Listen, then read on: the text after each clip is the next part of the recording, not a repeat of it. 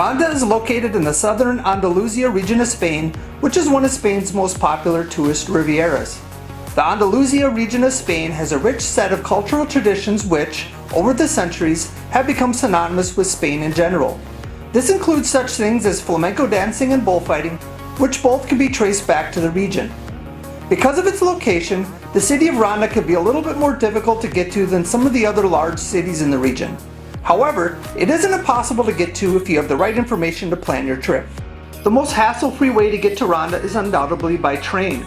However, it isn't the most expedient way to get there, which makes it less than desirable if you're planning to visit on a day trip.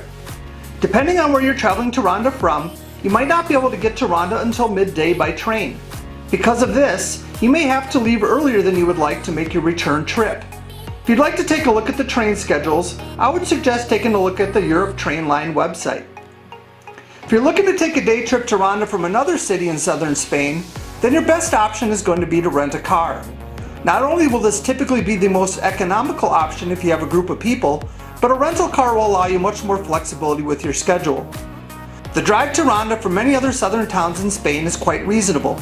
If you're planning on driving from Sevilla, Malaga, Cordoba, or Granada, you're looking at anywhere from a 1.5 to 2 hour drive. Not only are the drives reasonably short, but they also go through some absolutely stunning scenery.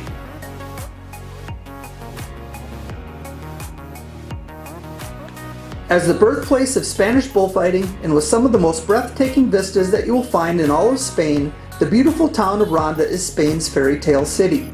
If you're starting to plan your visit and looking to start filling out your itinerary, you won't have a hard time finding incredible things to see and do in Ronda. In order to help you out, I'm going to outline my top 10 things to see and do in Ronda for you to review. These are just some of the many amazing things that I would recommend seeing and doing while visiting Ronda. The Puente Nuevo is the newest and largest of the 3 bridges that span the 120-foot deep gorge that intersects the city of Ronda. It is the main focal point of the city and one of the city's most well-known landmarks. You will often see crowds of people on the bridge taking pictures, as the view of the city and the surrounding countryside from the bridge is absolutely breathtaking. It is definitely something that you want to check out when touring Ronda during your visit. Bullfighting can trace its origins to the Andalusia region of Spain, and the city of Ronda has one of the most famous bullfighting rings, not just in Andalusia, but in perhaps all of Spain. With the construction of the Plaza de Toros beginning in 1779 and finishing in 1785, it is one of the oldest bull rings in all of Spain. The city of Ronda has a very rich bullfighting history, and it is remarkable to see all of that history in the Plaza de Toros. In my opinion, it is an absolute must-see when visiting Ronda, as is a tour of the facility. Widely regarded as some of the best preserved Arabic hammams, or water baths, in all of Spain, the Baños Árabes in Ronda date back to the Moorish occupation of Spain from the 8th to the 12th centuries AD. These baths were built in either the 11th or 12th centuries and consist of 3 main rooms, for hot, for medium, and for cold baths. Also known as the Mondragon Palace, the Palacio de Mondra is an absolutely remarkable architectural feature and without a doubt the most important civil structure in the city of Ronda. According to legend, the Mondragon Palace was once the residence of King Abdel Malik, son of the Sultan of Morocco. Today, the Mondragon Palace contains elaborate gardens as well as beautiful courtyards, balconies, and water features. When the city of Ronda was built, beauty wasn't the primary factor for choosing a rocky hilltop on the edge of a 128-foot river gorge. Instead, the main reason this location was chosen was the natural defenses that the location provided. With the natural border of the mountains and the river gorge on one side, the city's defenses were strengthened further by adding city walls on the other side. Much of the Arab city walls and gates are still standing to this day, and in fact, many are very well preserved. The most notable of city gates include the Almokabar Gate, which is located at the southern end of the town. It was built in the 13th century and then restored during the reign of Charles V. The gate gets its name from the Arab word al-Makabir, which translates to mean cemetery because the gate is located near the city's main cemetery. Another of the more notable gates in the city is the Gate of Sahara, which is located on the eastern side of the city near the Arab Baths. The Plaza del Socorro is a beautiful plaza in the center of the new part of Ronda and is one of the busier areas of town. It is a great place for walking, and because of its central location, you will often find a lot of pedestrian traffic in the plaza. On one side of the plaza stands the facade of the Church of Socorro, which is a beautiful church that was built in the 12th century. It has two beautiful bell towers with one on each end of the building. However, my favorite part of the plaza has to be the central fountain with the statue of Hercules. Hercules is standing triumphantly beside two lions, and the pillars from the Strait of Gibraltar is inside of it. The Jardines de Cuenca is an absolutely beautiful terraced garden that is located in the ledges of the embankment with the river gorge. These terraced gardens include a winding staircase that takes you from the city's edge down into the gardens with some of the most spectacular view of the gorge and the Puente Nuevo in all of Ronda. One of my favorite views is to stand on the Puente Nuevo and look out over the gorge at the Jardines de Cuenca on the other side. I would say this is arguably one of the most popular places to get your picture taken in all of Ronda, with the river gorge and the gardens in the background. The Alameda del Tajo is one of the most popular public parks in Ronda, and for good reason. In addition to being a beautiful park, it also has some of the best viewpoints in the city. From the park, you can look out over the valley below and get a really good perspective of just how high up the city is built. As you can see here, these balcony viewpoints in the park are extremely popular for good reason. The views they offer are absolutely breathtaking. The Iglesia de Nuestra Señora de la Merced is one of Ronda's most unique churches. Home to the holy relic of the incorruptible hand of St. Teresa of Avila, the church is a fascinating place to tour. If you have the time during your visit, I would strongly recommend visiting this beautiful church and learning more about St. Teresa.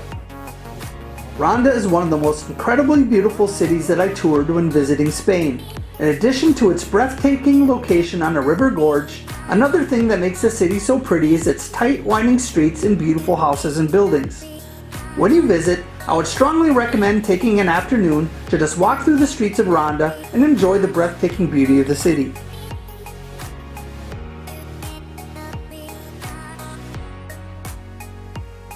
With long, warm, and dry summers and exceptionally mild and short winters, Ronda is a destination that is fabulous to visit all year round.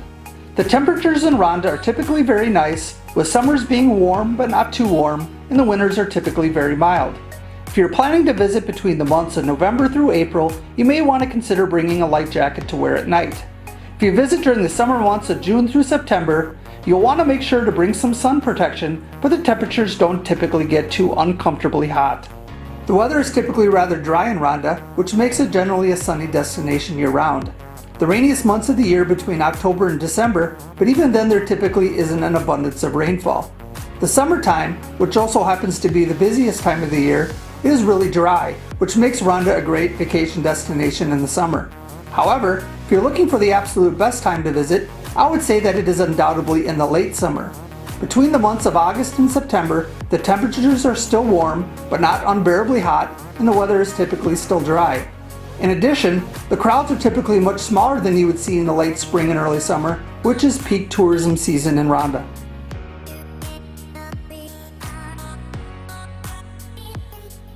One of the most important decisions you're going to have to make when planning your trip to Ronda is where you will stay. When you travel, the accommodations you choose are oftentimes amongst the biggest expenditures for your trip. So not only do you need to be comfortable with where you're staying, but you also need to be comfortable with how much you're paying to stay there. Finding the right accommodations for your trip involves looking at the amenities, the location, and most importantly, the price. Whether you stay in Ronda for a night or more will ultimately depend on your larger travel itinerary while in Spain. If you're visiting Ronda on a day trip, you won't need to worry about booking any accommodations. However, if you plan on staying in Ronda for more than just a day, you will want to look at a hotel, hostel, or room share within the city. If you're starting to plan your trip and want some hotel or hostel recommendations, I've included some great options for you to consider in the city of Ronda. This should give you plenty of options to get your planning started.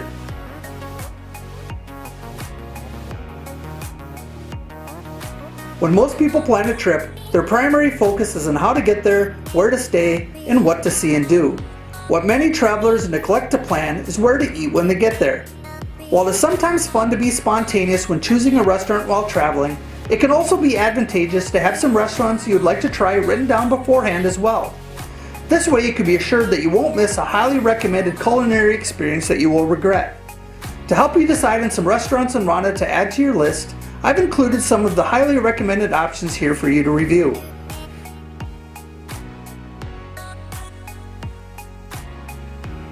There's an abundance of amazing things to see and do in Ronda, and one of the best ways to experience those things is on a tour.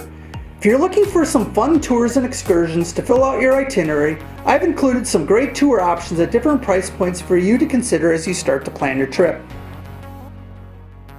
Thanks for watching. Make sure to follow me on Facebook, Instagram, and Twitter, and sign up on my blog to receive free premium travel content.